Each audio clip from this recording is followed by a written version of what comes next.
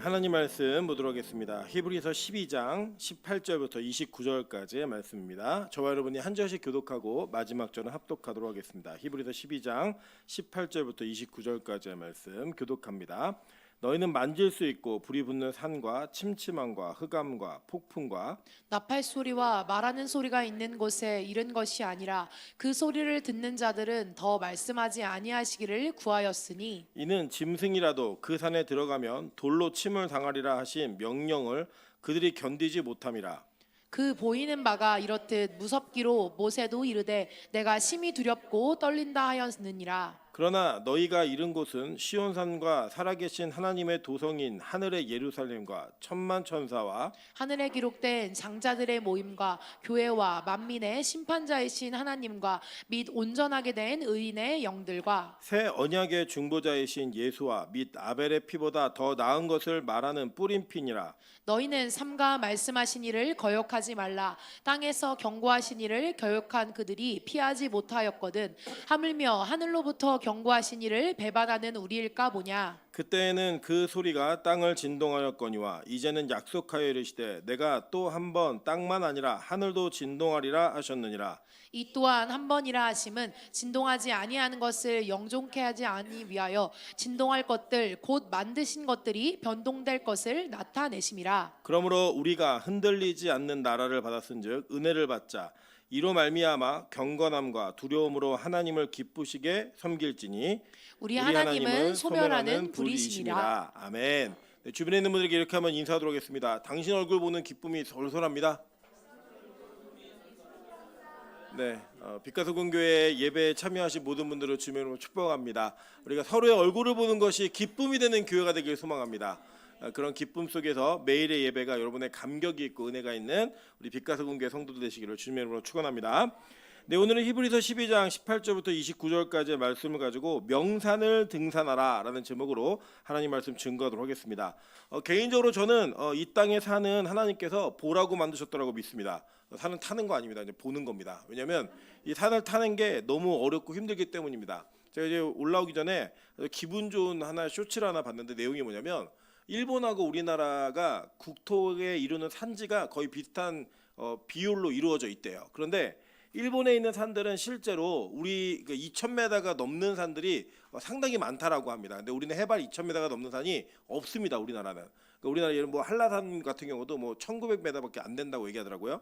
그래서 이 산들이 좀 산세만 딱 보면 산의 어떤 개수나 뭐 산이 이루고 있는 이 유형들을 보면 훨씬 일본이 멋져 보이는데 실제로 일본 사람들은 등산을 잘 하지 않는답니다. 이유가 뭐냐면 일본은 등산로를 제대로 개발해 놓지 않았을 뿐더러 이 산이 좀 험한 산들이어서 올라가도 그 올라간 산에서 산을 즐기기보다는 위협을 느껴야 되는 그런 어려움이 좀 있답니다. 그래서 일본에 등산하는 분들은 무조건 구호 물품과 자기들 이렇게 옷이나 이런 옷가지들을 몇 개를 챙겨야지만 산에 가는 문화가 있다고 합니다. 근데 우리나라는 어떻죠? 우리는 제가 보면은 우리나라 지하철에서도 이렇게 동네 뒷산에 올라가셔도 화려한 그 산악옷을 입으시고 배낭에 뭐 여러 가지 다 갖추고 올라가시는데 실제로 뭐 그거 다 사용하지 않아도 너무나 좋은 광경을 많이 볼 수 있는 그런 일들이 있습니다.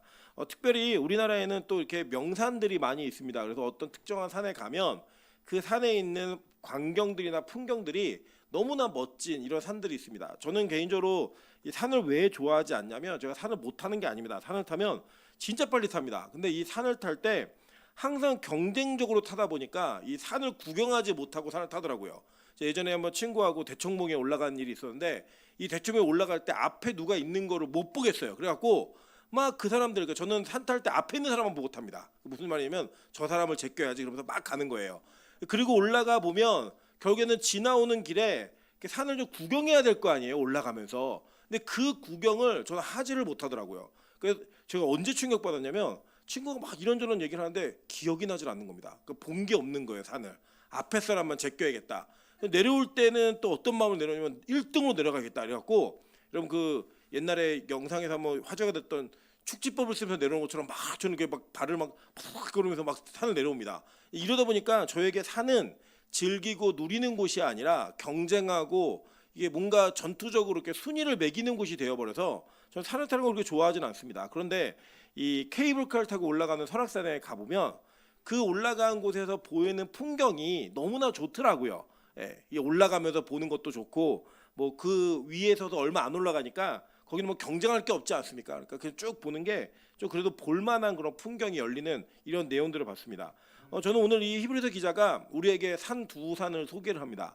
이 두 산을 소개하면서 이 산에 숨겨져 있는 풍경, 즉 산에 숨겨져 있는 복음의 내용의 핵심들을 우리에게 소개하면서 어느 산에 있을 것인가라고 하는 것들을 이야기해주고 그 산이 어떤 산인가를 우리에게 전달해주는 방식으로 오늘 본문의 이야기를 우리에게 설명하고 있다는 겁니다. 그럼 도대체 그 내용이 뭔지 한번 살펴보도록 하겠습니다. 먼저 보시면 이 18절에서 이렇게 얘기했어요. 너희는 만질 수 있고 불이 붙는 산과 침침한 흑암과 폭풍과 나팔 소리와 말하는 소리가 있는 곳에 이른 것이 아니라 라고 얘기했죠. 자, 이게 뭐냐면 이게 바로 시내산을 얘기하는 겁니다. 우리 시내산 내용 한번 볼까요? 출애굽기 19장 1절부터 2절, 12절부터 13절 보겠습니다. 이스라엘 자손이 애굽 땅을 떠난 지 3개월 되던 날 그들이 시내 광야에 이르니라. 그들이 르비딤을 떠나 시내 광야에 이르러 그 광야에 장막을 치되 이스라엘이 거기 산 앞에 장막을 치니라 라고 얘기했어요. 자, 제가 이거 번역이 좀 잘못됐다 그랬죠? 3개월이 아니라 셋째 달이에요. 그러니까 이 아비벌이 첫째 달이었잖아요. 아비벌 첫째 달 14일 날이 6월절이죠. 그러니까 15일 날 넘어가면서 그 15일 날 출발했으니까 2달 보름 만에 도착한 거예요. 여기를 도착해가지고 지금 뭘 하는 거냐면 우리가 2달 보름 만에 시내에 도착해가지고 거기서 이제 뭐 받을 준비를 하는 거예요.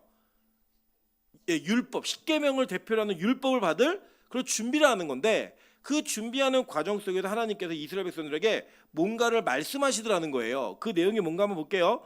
12절부터 13절입니다. 너희는 백성을 위하여 주의 경계를 정하고 이르기를 너희는 삼가 산에 오르거나 그 경계를 침범하지 말지니 산을 침범하는 자는 반드시 어떻게 된대요? 죽임을 당할 것이라. 그런 자에게는 손을 대지 말고 돌로 쳐 죽이거나 화살로 쏘아 죽여야 하리니 짐승이나 사람을 막론하고 살아남지 못하리라 라고 얘기했어요. 자, 이게 얼마나 무섭고 이 법이 얼마나 이런 경계선을 넘는 죄가 얼마나 큰 죄인지를 성경이 우리에게 설명해주고 있는 거예요. 예를 들면 이런 게 있습니다. 우리가 지금은 좀 그런 거에 대해 둔감해졌지만 처음에 이 땅에 코로나가 창궐하게 됐을 때 코로나 환자고 가까이 있는 걸 여러분 즐겨하셨어요? 아니면 꺼려하셨어요?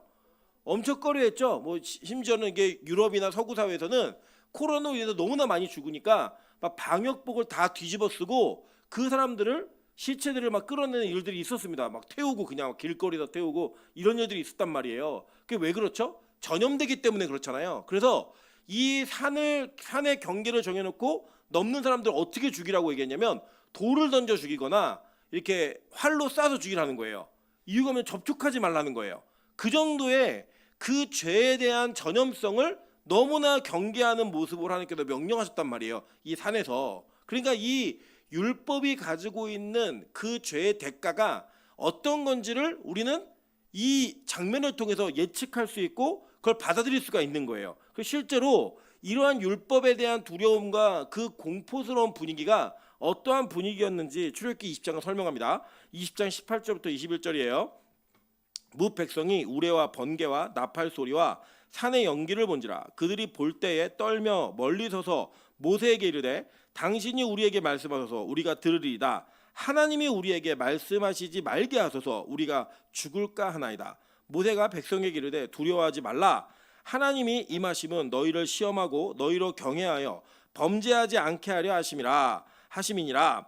백성이 멀리 서 있고 모세는 하나님이 계신 흑암으로 가까이 가니라 라고 얘기했어요. 그러니까 어느 정도의 공포감이었냐면 율법을 받는 시내산 앞에서 그들이 일어나는 현상들을 보면서 우와 너무 무섭다.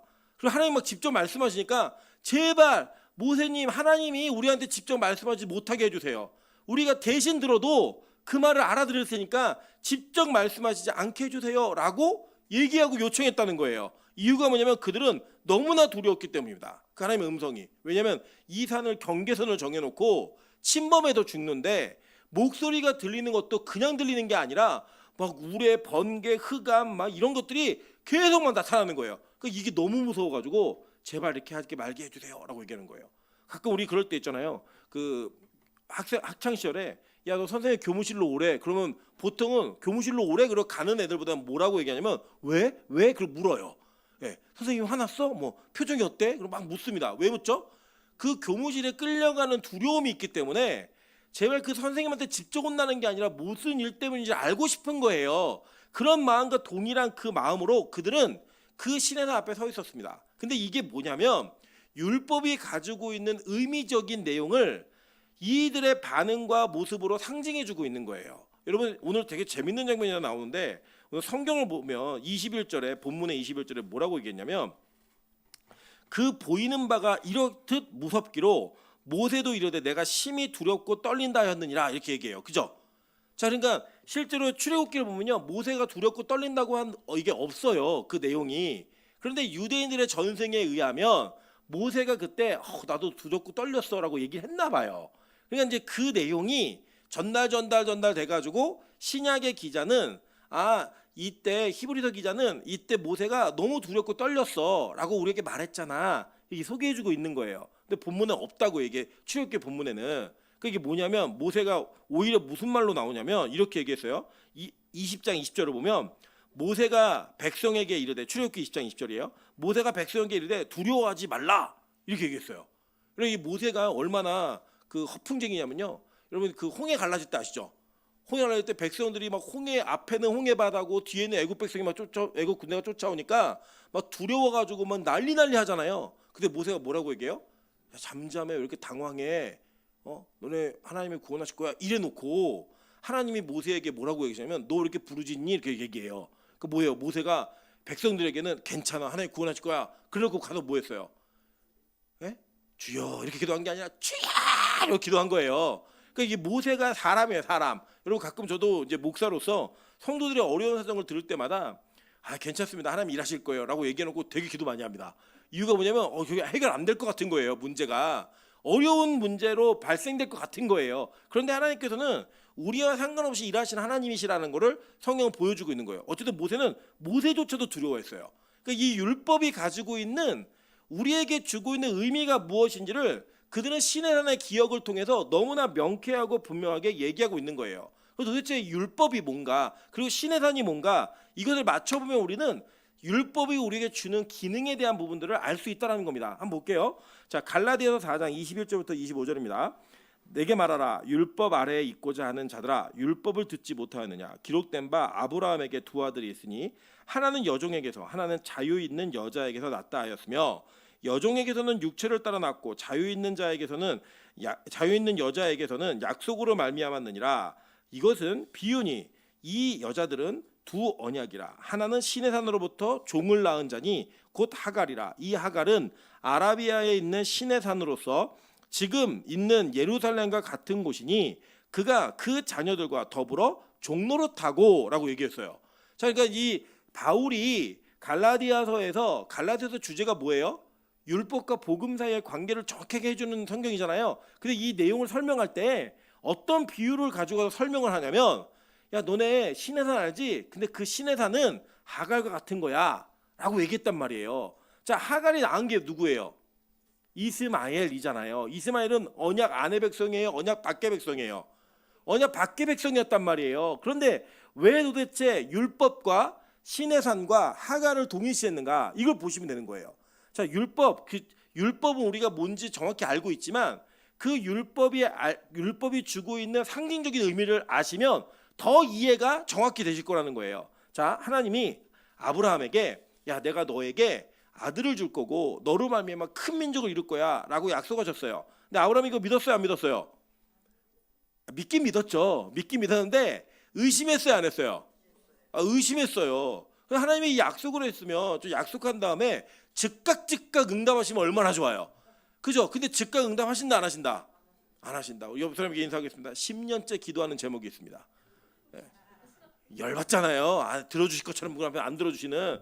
근데 그런 기도 제목이 있는 것처럼 아브라함에게 자녀를 약속하시고 자녀를 안 주시니까 에이 글렀네. 그러면서 자기의 노력과 열심으로 낳은 아들이 누구냐면 이스마엘이었던 거예요. 왜 이거냐면 이게 사례가 뭐라고 얘기하냐면 여보 내가 늙었어. 나 이제 폐경이야. 애 못 낳아 이제. 그러니까 내 몸종인 하갈을 통해서 애를 낳자. 그렇게 해서라도 우리 가문을 이어가야 될 거 아니냐. 이렇게 해서라도 하나님이 자녀를 주시면 그것도 우리 자녀지. 이러면서 그 당시에 세상에 만연했던 자녀가 없을 때 사람들이 후대를 만드는 방식을 그대로 가지고 와서 이 아브라함이 그것을 행했단 말이에요. 자, 그렇게 행했더니 애가 태어났어요, 안 태어났어요? 태어났어요. 그게 누구예요? 이스마엘인 거예요. 그러니까 이스마엘은 뭐의 상징이냐? 자기의 열심으로 만든 아들의 상징인 거예요. 그러니까 이 언약은 뭘 상징하냐면 자기의 열심으로 이룬 것을 상징하는 게 신의 산이고 그게 율법이었다라고 오늘 바울은 이 비유를 통해 설명하고 있는 겁니다. 자, 반면에 이제 그 뒤에 보시면 한 가지만 더 설명할게요. 그러니까 이 신의 산은 율법과 동일하게 여겨지는 상징이 있었던 거예요. 한번 볼게요. 출애굽기 24장 12절입니다. 여호와께서 모세에게 이르시되 너는 산에 올라 내게로 와서 거기 있으라. 내가 그들을 가르치도록 내가 율법과 계명을 친히 기록한 돌판을 내게 주리라 라고 얘기했어요. 그죠? 자, 그러니까 율법을 수여받은 곳, 그것이 바로 신의 산이었다고요. 자, 그 신의 산과는 다르게 오늘 뭐라고 얘기하는 거냐면, 자 보세요. 오늘 22절에 보시면 22절 본문 22절이에요. 그러나 너희가 이른 곳은 시온산과 이렇게 얘기했죠. 그죠? 네. 그리고 살아계신 하나님의 도성인 하늘의 예루살렘과 이렇게 얘기했단 말이에요. 그러니까 지금 이게 무슨 내용이냐면 우리 히브리서를 대충 들으셨으니까 요약을 해보면 이런 거예요. 히브리서는 예수님을 믿었던 유대인들이 예수님이 다시 오시다고 약속하신 그 시간이 너무 길어지니까 그 힘든 고난의 시간을 견디지 못하고 다시 유대교로 가기 시작했죠. 가면서 그들이 얘기했던 게 뭐냐면, 야, 예수님은 좀 결격사가 있는 것 같아. 어떻게 유다 지파가 레위 지파만 하는 대제사장이 될 수 있어? 이런 질문을 던지는 거예요. 그러면서 그들이 뭘 의심했냐면, 믿음으로만 구원받는 게 가능할까? 야, 우리는 율법을 평생 지켜왔고 율법이 그렇게 많은 분량으로 우리에게 주어졌는데 이거에 예수 그리스도를 믿으면 다 된다라고? 우리 그거 못 믿겠어. 이런 내용을 얘기하니까 이 히브리서 기자는 예수님이 누구신가? 이걸 설명하는 책이에요. 그 책을 설명하면서 너희들이 이전에 지켰던 율법의 모든 완성을 예수님이 이루셨다라는 걸 계속 설명했잖아요. 그리고 히브리서 11장에서는 믿음으로 하면서 인물들 쭉 설명하는데 그들조차도 약속된 것과 좋은 것을 다 받지 못했다. 근데 우리는 예수를 받음으로 말미암아 그들이 못 받은 거 다 받은 거야. 이 얘기하는 거예요. 그러면서 12장의 그 마지막 부분에 이어서 하는 내용이 뭐냐면, 야, 너네 잘 봐. 율법을 지키는 거, 그거 이 율법과 복음, 예수 그리스도의 관계성이 뭔지 알아? 이 율법보다 예수 그리스도가 훨씬 뛰어나신 분이야. 근데 잘 들어. 율법을 지키지 않은 자들도 다 죽었어. 그러니까 율법보다 예수님 더 위에 계신 분인데 그 율법을 지키지 않은 자들도 다 죽었단 말이야. 그런데 너희가 이른 산은 율법의 산은 아니지만 그 산에서 지키라고 명령하신 그 예수를 안 믿는 자들은 더 비참한 죽음을 맞게 될 거야. 이 얘기하는 거예요. 지금 이 본문의 내용, 여러분 읽으신 내용이 그걸 설명하면서 우리가 먼저는 율법이 아니라 시온산에 구원받은 백성인 걸 얘기하는 겁니다. 자, 그럼 시온산이 뭔가 한번 보도록 할게요. 원래 이 시온이라는 단어가 이 짜이온인데 이게 어디에 제일 먼저 나오냐면, 자, 사무엘하 5장 7절에 나옵니다. 한번 다 같이 읽어보실게요. 자, 시작. 다윗이 시온산성을 빼앗았으니 이는 다윗성이더라.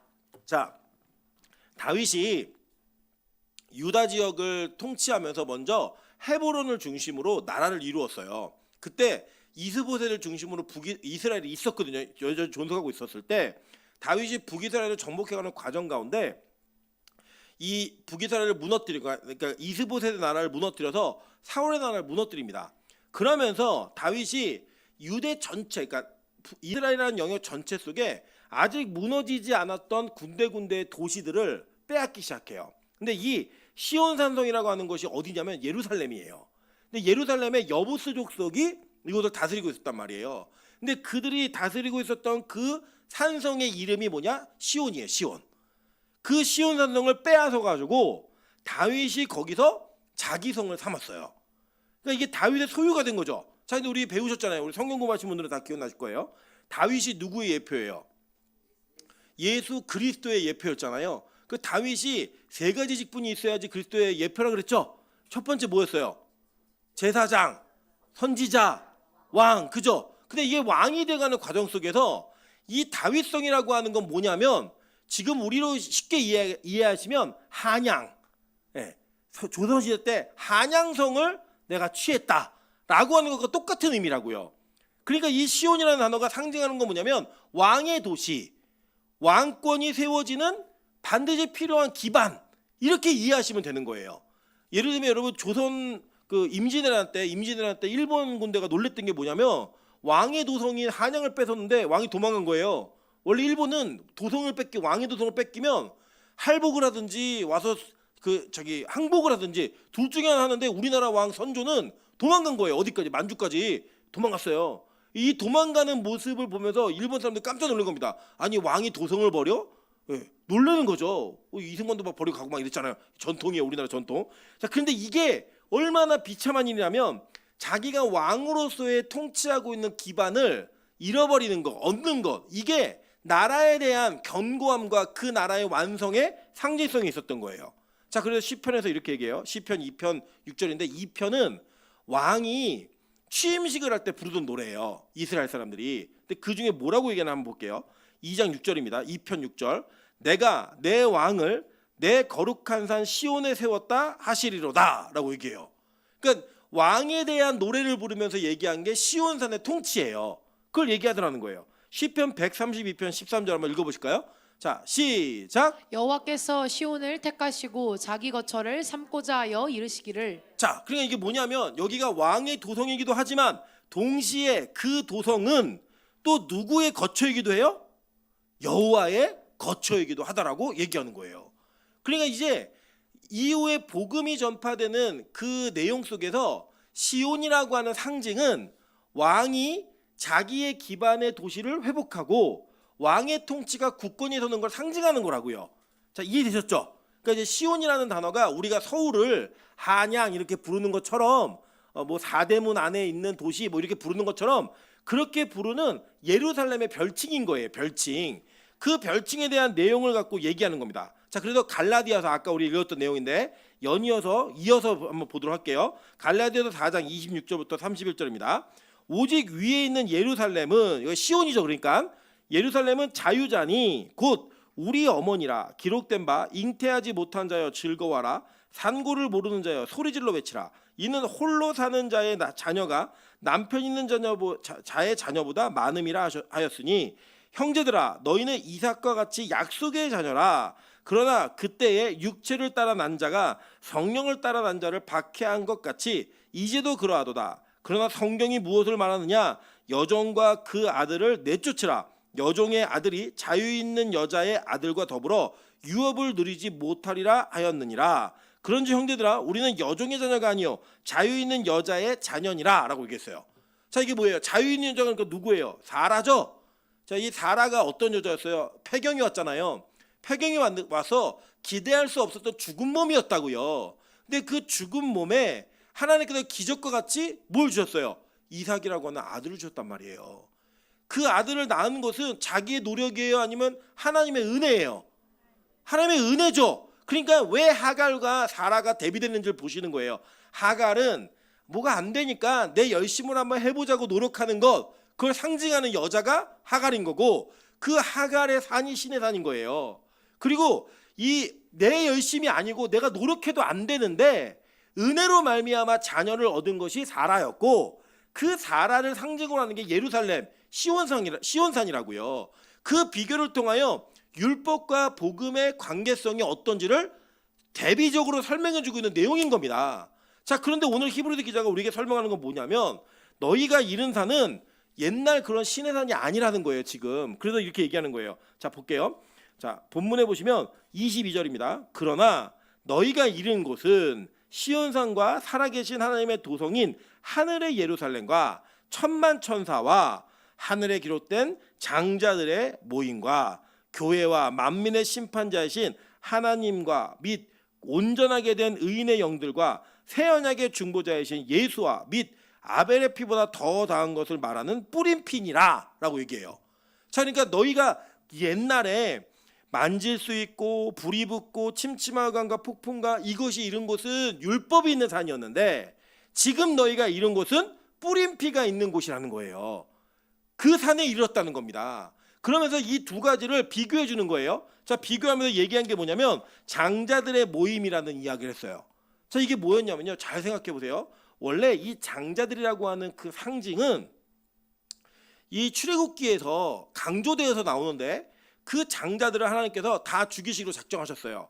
그리고 그 당시 그 시대에 가장 강대국이었고 인간의 힘으로 모든 것을 이룬 나라였던 애굽에서 장자들을 다 죽임으로써 그 장자들의 한계가 어디까지인지를 하나님 눈에 보이셨다고요. 근데 놀라운 게 이 마지막 10번째 심판이었던 10번째 재앙이었던 장자의 죽음은 이 애굽의 백성들에게도 유효했고 동시에 이스라엘 백성들에게도 유효했어요.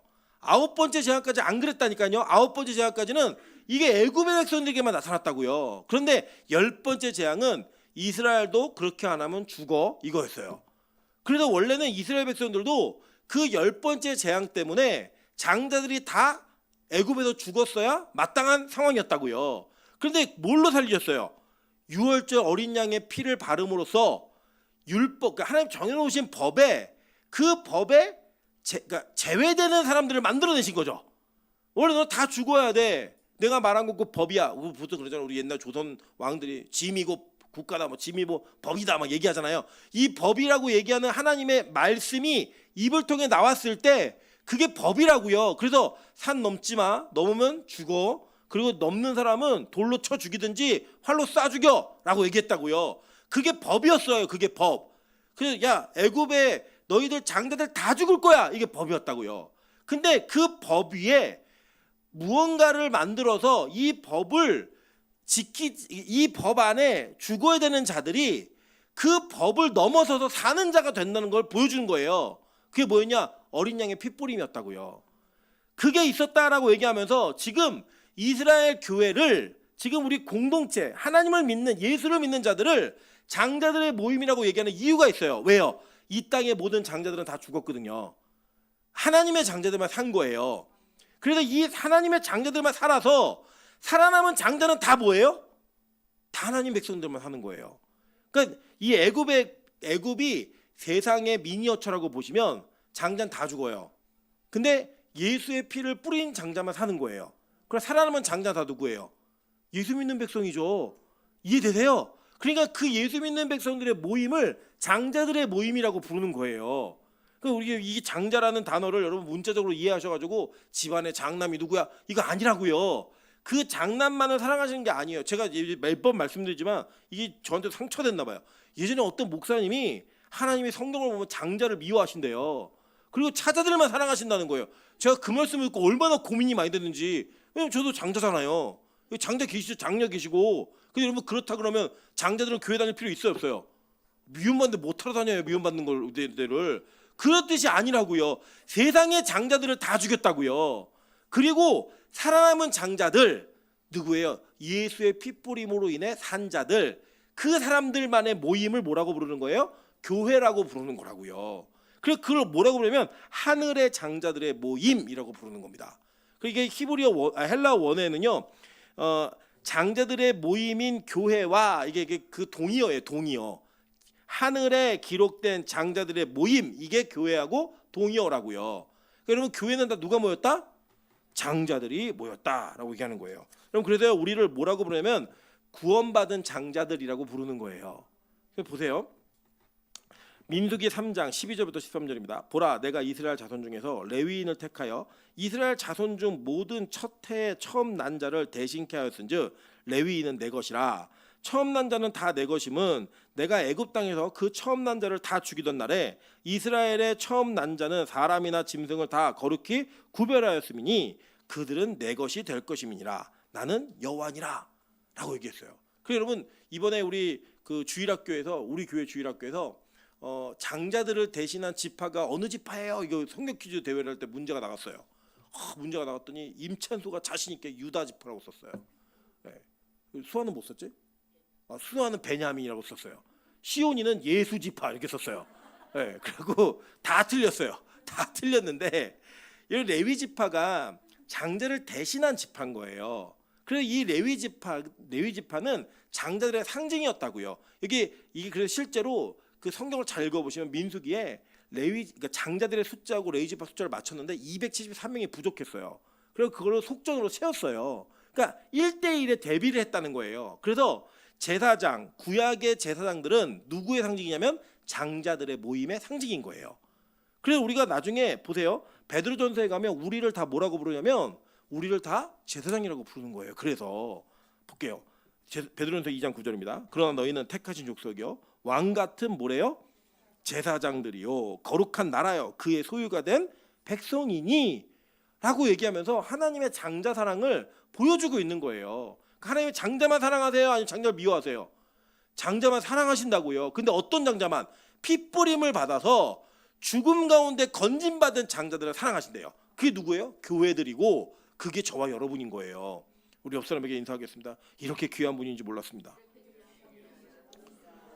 자, 그러니까 이 장자에 대한 이야기, 이 신의 산에 대한 이야기, 시온에 대한 이야기, 이 모든 것들이 다 뭐예요? 상징으로서 우리에게 주어진 좋은 예시라고요. 예시.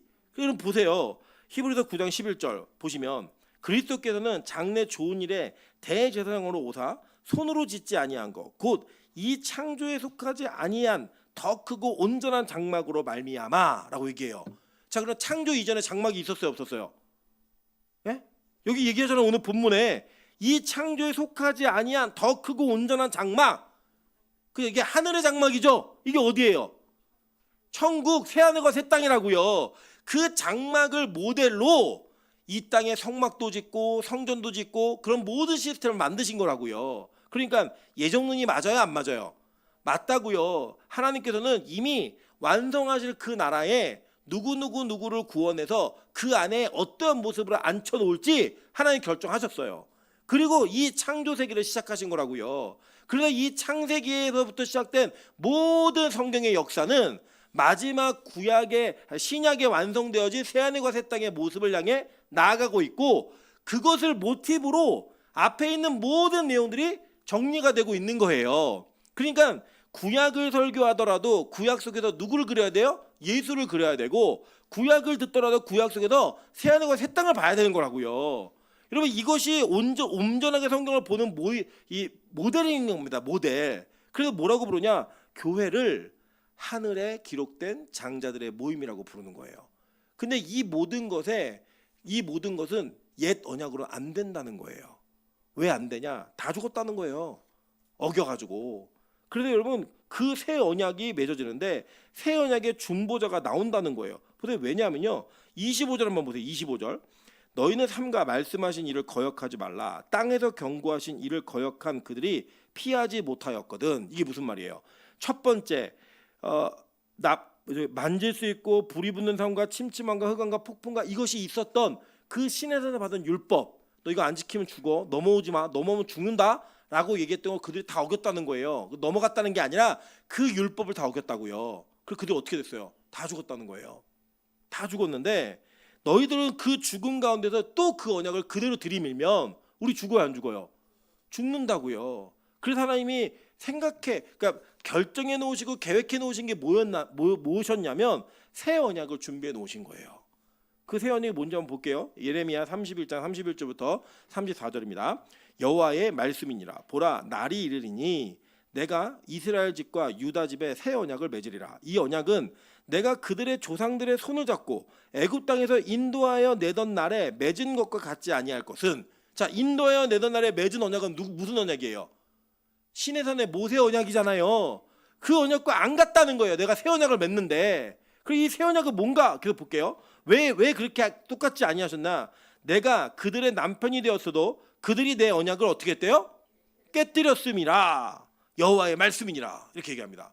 그러니까 하나님이 손을 잡아서 이끌어냈는데 그 이끌어낸 자가 하나님의 언약을 어떻게 했어요? 박살내버렸다는 거예요. 깨뜨렸다는 거예요. 내가 그의 남편임에도 불구하고 나를 배신하고 음행을 저질렀다는 거예요. 그래서 이 언약은 더 이상 존속하지 못한다. 존속하지 못해요. 왜요? 이 언약이 존속하면 여러분이 죽는다고요. 우리 모두가 죽을 수밖에 없다는 거예요. 그래서 내가 안 되겠다. 새 언약을 너희에게 진짜 새 언약이 뭔지를 보여줄게. 이거예요. 그래서 그 새 언약이 뭔가 한번 볼게요. 그러나 그날 후에 내가 이스라엘 집과 맺을 언약은 이러하니 곧 내가 나의 법을 그들의 속에 두며 그들의 마음에 기록하여 나는 그들의 하나님이 되고 그들은 내 백성이 될 것임이라. 이제는 시온산에다가 새겨놓는 게 아니 그 시내산에 새겨놓는 게 아니라 우리의 마음에다 새겨버리시겠다는 거예요. 돌판에 새기는 게 아니라 우리의 마음밭에 새겨 넣으시겠다는 거예요. 뭐를요? 하나님의 법을. 자, 그래서 이렇게 됐어요. 여호와의 말씀이니라. 그들이 다시는 각기 이웃과 형제를 가르쳐 이르기를 너는 여호와를 알라 하지 아니하리니 이는 작은 자로부터 큰 자까지 다 나를 알기 때문이라. 내가 그들의 악행을 사하고 다시는 그 죄를 기억하지 아니하리라. 여호와의 말씀이니라. 이게 새 언약이라고요. 그래서 새 언약은요, 여러분 우리가 우리의 노력으로 믿는 게 아니에요. 그냥 우리를 뚫고 들어오는 거예요. 그냥 하나님 우리 마음에다 새겨버리는 거예요. 그러니까 자꾸 생각이 나는 거예요. 여러분 가끔 이제 이 청년들이 연애를 할 때 제가 보면은 이렇게 안 좋아해야 될 애들끼리 좋아하는 애들이 있어요. 계속 안 맞아요. 둘이 안 맞는데 계속 좋아해요. 근데 물어봐요. 왜 그러냐 그러면 자꾸 생각이 난대요. 그러면 얘기하는 거예요. 감정이 우리 마음대로 돼요. 막 이러면서 울어요. 예. 그런 일이 있어요. 진짜 경험해 보신 적 있잖아요. 막 엄마는 반대하고 막 그러는데 막 얘가 자꾸 막 만나러 가요. 남자를 왜 만나러 가니? 이랬더니 자꾸 생각나 엄마 막 이러면서 울고 막 이런 애들 있다고요. 그게 왜 그래요? 마음에 새겨져 버린 거예요. 그 남자가 마음에 그 여자가 들어와 버린 거예요. 그냥. 그러니까 노력하는 게 아니라고요. 노력하는 게 아니. 뭘 웃으세요? 여러분 다 여러분 그렇게 결혼하셨잖아요. 억지로 결혼하신 분 막 계약서 쓰고 나는 당신과 결혼하면서 2천만 원을 빚지고 이거 다 갚아주고 이래서 결혼하신 분 없죠? 우리 다 마음에 남자가 들어오고 여자가 들어와서 결혼하신 거 아니에요. 그렇게 결혼하신 것처럼 마음에 하나님의 말씀을 새겨버리시겠다는 거예요. 그러니까 자꾸 생각이 나는 거예요. 자꾸 예배가 좋고 막 이런 거예요. 저는요 제가 그 이번 주일 저녁에 예배를 드리고 그 이것저것 하느냐고 우리 하진이 윤경민 지사님 큰아들하고 같이 이렇게 밥을 먹으면서 얘기를 하는데 하진이가 그런 얘기 하더라고요. 뭐라고 얘기하냐면 자기가 사실 주일날 아침부터 저기 일을 하고 이렇게 오는데 빛과소금 교회를 오면서 자기는 원래 처음에 원래 나는 구원받은 백성이라는 생각이 있었대요. 근데 빛과소금 교회에서 설교를 듣는데 아 내가 구원받지 못했구나 믿음이 없구나 이 생각이 들더래요. 그러면서 교회로 오는데 교회에서 설교 듣는 게 재밌대요. 그래서 자기가 저녁에 그 피곤하게 일을 하고 오는 게 부담되지가 않는데요. 이게 누가 시킨 거예요? 누가 시킨다고 하냐고요 그렇게. 그게 아니라 그냥 하나님의 마음에 그래 뚫어 넣으신 거예요. 그거를 이 멍청한 목사들은 내 말씀이 좋아서 그런다고. 아니에요 여러분. 하나님이 마음에다가 하나님의 말씀을 그냥 새겨 넣으시니까 그게 마음에 훅 들어오는 거예요. 그리고 가끔 그럴 때 있으셨잖아요. 뭐 별거 아닌데 좋아하는 그런 막 마음이 들 때 있죠. 예. 예를 들면 뭐 부르세요. 너는 왜 그런 날 좋아하니? 부모님이 그러는데 걔가 얼마나 멋있는데 나중에 눈곱이 벗겨지면 안 멋있어요. 근데 그때 멋있었다고요. 그게 뭐예요? 훅 들어오는 거예요 그냥. 그리고 그것처럼 그냥 하나님이 우리 안에 마음에다가 말씀을 새겨버리시는 거예요. 그래서 이전에 있었던 율법과는 전혀 다른 마음으로 우리가 하나님의 말씀을 대하게 된다는 거예요. 그래서 그 율법의 언약을 지켜가시겠다는 거예요. 누가요? 하나님이. 그 언약의 중보자가 누구예요? 예수인 거예요. 그 있었잖아요. 새 언약의 중보자인 예수가 얘기하잖아요. 자, 그래서 그 새 언약이 어떻게 우리가 이루어지나 더 한번 살펴볼게요. 에스겔 36장 26절부터 28절입니다. 다 같이 읽어보겠습니다. 시작. 너희 속에 두고 새 마음을 너희에게 주되 너희 육신에서 굳은 마음을 제거하고 부드러운 마음을 줄 것이며 또 내 영을 너희 속에 두어 너희로 내 율례를 행하게 하리니 너희가 내 규례를 지켜 행할지라. 내가 너희 조상들에게 준 땅에서 너희가 거주하면서 내 백성이 되고 나는 너희 하나님이 되리라. 자, 그러니까 새 영을 너희 속에 두고 새 마음을 주어서 굳은 마음, 이게 원래 돌 같은 마음이라고 얘기했죠. 돌 같은 마음을 부드러운 살 같은 마음으로 바꿔주겠다는 거예요. 네. 그러니까 이게 뭐냐면 내가 마음에서부터 이게 동의가 안 되니까 뭐가 안 되는 거예요. 잘. 근데 하나님이 그 마음을 주셔서 하나님의 율법을 기뻐하고 말씀 듣기를 즐겨하고 말씀대로 사는 것을 기뻐하는 삶으로 바꿔 가시겠다는 거예요. 우리 옆 사람에게 인사하겠습니다. 내가 원래 예배드리기 진짜 싫어하는 사람입니다. 맞아요. 진짜 싫어하는 사람이죠. 근데 하나님 우리 안에 무슨 마음을 주셨어요? 살 같은 마음을 주셔가지고 돌 같은 내 마음을 바꿔주시는 거예요. 오늘도 저희 첫째가 이제 그 어렸을 적에 영어 발음을 이렇게 저희 첫째가 카피를 되게 잘해요. 뭘 소리를 들으면 소리를 그대로 말하는 걸 되게 잘해요. 그러니까 어렸을 적에 영어 몇 단어를 들을 때 그걸 카피를 그대로 해내니까 주변에서 막 칭찬한 거예요. 그 얘한테 약간 영어 부심이 있었어요. 난 영어를 잘해 이런 부심이 있었다고요. 근데 이제 이 아이가 자기가 카피를 잘해내니까 영어 단어를 얘기할 때마다 그걸 그대로 따라해요. 계속 따라하는데 이게 점점 양이 막 많아지니까 이제는 이게 머릿속에 저장이 안 되는 거예요. 소리로는 문자도 저장돼야 되고 같이 저장이 돼야 되는데 안 되니까 이제 처지기 시작해요. 다른 아이들보다. 그래서 얘가 그러니까 뭐가 고민이 있냐면 영어를 잘하고 싶은 마음은 있는데 이걸 외우고 공부하고 훈련하는 거 싫은 거예요. 그건. 그거 너무 싫으니까 막 영어 외울 때 울어요. 막. 그래서 영어학원 가지 마 그래도 막 더 울어요. 그럼 어쩌자는 거니? 네가 영어를 잘하고 싶으면 학원 가서 그 어려운 일들을 해내야 돼. 그걸 안 하면 안 돼. 그리고 이제 내려갔어요. 근데 그 아영 전사가 옆에 있길래 난 이해를 못 하겠어. 그랬더니 아영 전사가 뭐라 그러냐면 아유 저희도 기도는 하기 싫은데 영빨 받고 싶은 거랑 똑같은 거죠. 뭐 이렇게 얘기해요. 영빨을 받고 싶은데 기도하기 싫은 거예요. 하나님 은혜로 사는 거 그거 기쁨 누리고 싶은데 예배드리기 싫은 거예요. 그게 이제 우리 마음에 있는 거예요. 그러니까 이 마음이 바뀌어지려면 하나님 우리에게 새 영을 부어주셔야 된다고요. 그래야지만 이 일이 가능한 거예요. 그 산으로 너희를 옮기셨다는 거예요. 근데 여러분 잘 보세요. 이게 그럼 이제 감나무 밑에서 벌리고 있으면 감이 하나 뚝 떨어지겠네? 이런 걸로 이해하시면 정말 잘못 이해하시는 거예요. 그리고 여러분 이게 마치 구약의 하나님은 무서운 하나님인데 신약의 하나님은 막 사랑의 하나님이어갖고 우리에게 막 복을 주시고 우리 마음을 감동케 하시는 이런 분이시다? 이것도 성경을 잘못 이해하는 거라고요. 히브리서 기자는 오늘 그걸 말하는 게 아니에요. 히브리서 기자가 뭘 얘기하는 거면 25절부터예요. 자, 너희는 상가 말씀하신 일을 거역하지 말라. 땅에서 경고하신 일을 거역한 그들이 피하지 못하였거든. 뭐예요? 다 죽었다는 거예요. 다 죽었는데 하물며 하늘로부터 경고하신 이를 배반하는 우리일까 보냐 얘기하는 거예요. 그러니까요 여러분 구약의 하나님보다 신약의 하나님이 훨씬 무서워요. 훨씬 무섭다고요. 왜 무서운지 아세요? 구약은 율법을 어기고 심판을 받아도 기회가 있었다고요. 기회가. 여러분 예를 들어 볼게요. 다윗이 죄 졌어요 안 졌어요? 졌죠. 그 다윗은 구원 받았어요 못 받았어요? 받았어요. 율법을 어기는 죄를 지었는데 그 율법을 지은 죄를 지은 다윗을 하나님은 기회도 주고 용서도 하시고 회복도 시키셨어요. 근데 신약의 하나님은 그런 게 없어요.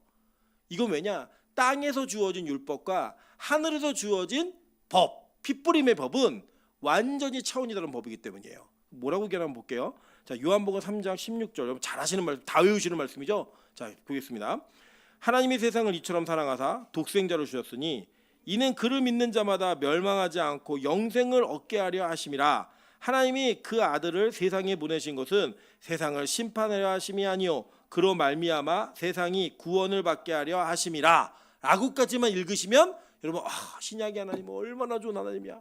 심판이 아니래 라고 얘기할 수 있어요. 마지막 18절 읽어볼게요. 보세요.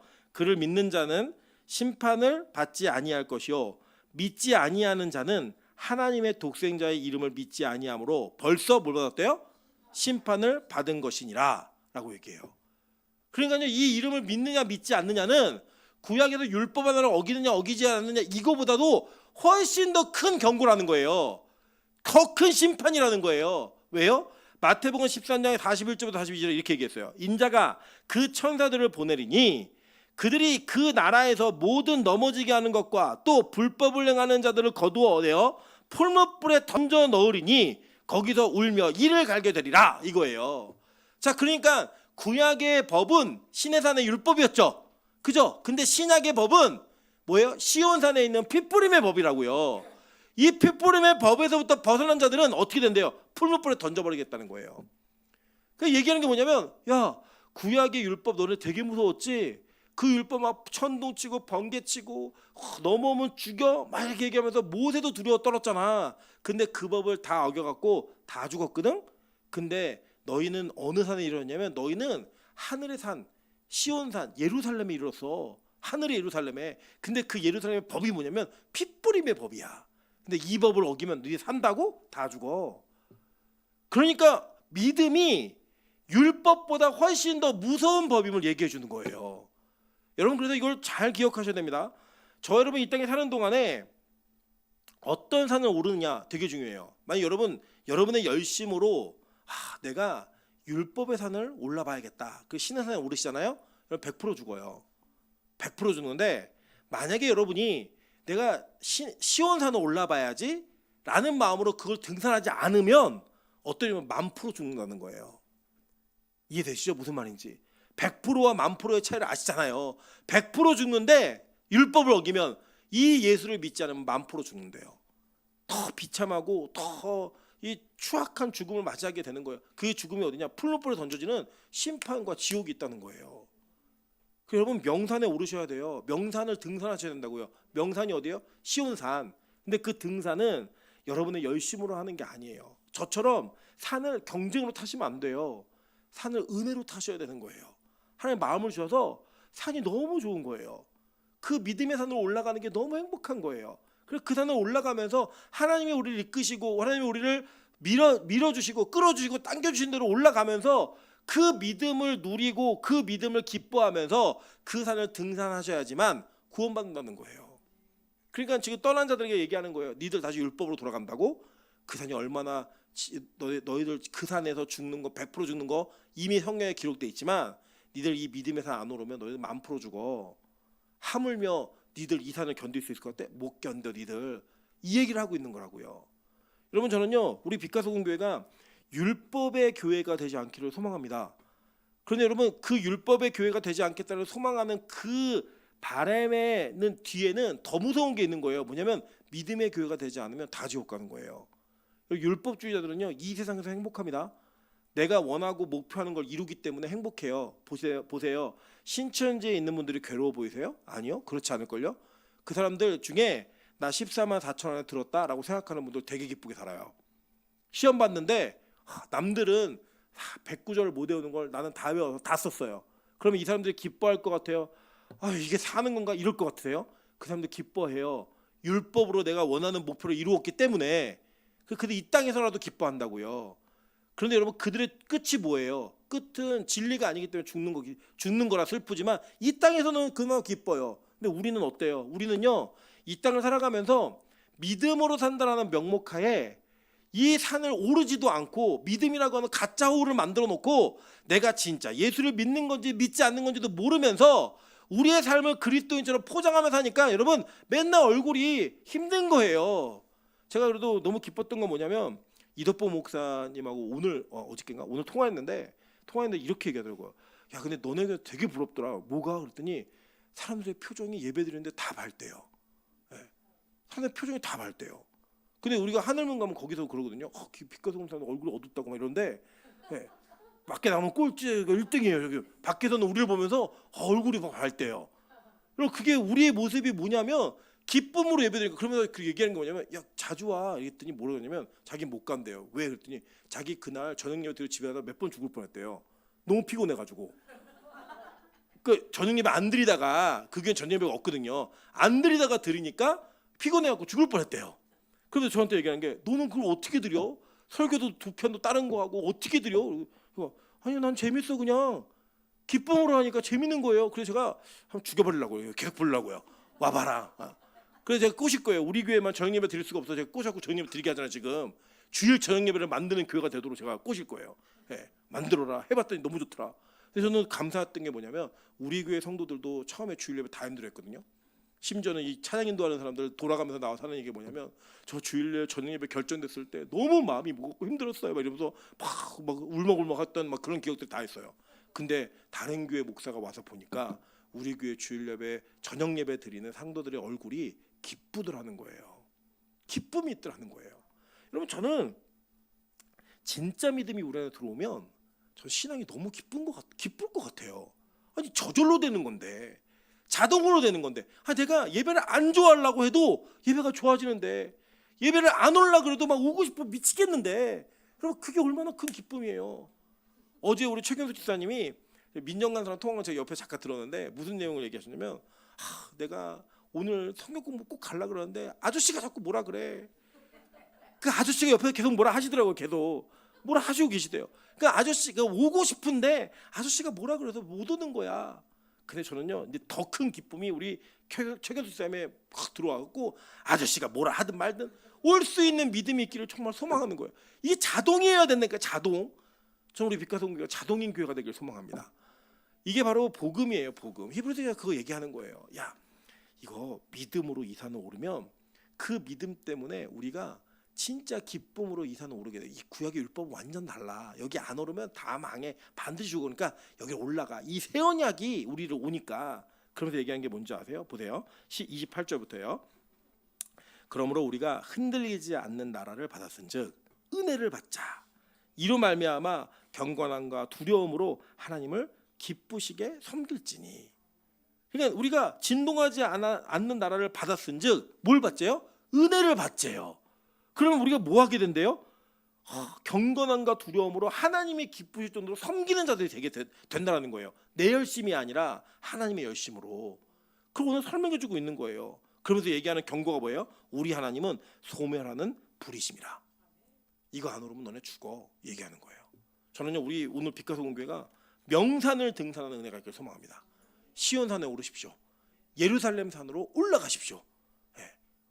그 오라 우리가 여호와의 산에 올라 하나님께 노래 부르자 찬양 있잖아요. 그 찬양처럼 우리가 그 시온의 산을 올라가는 거예요.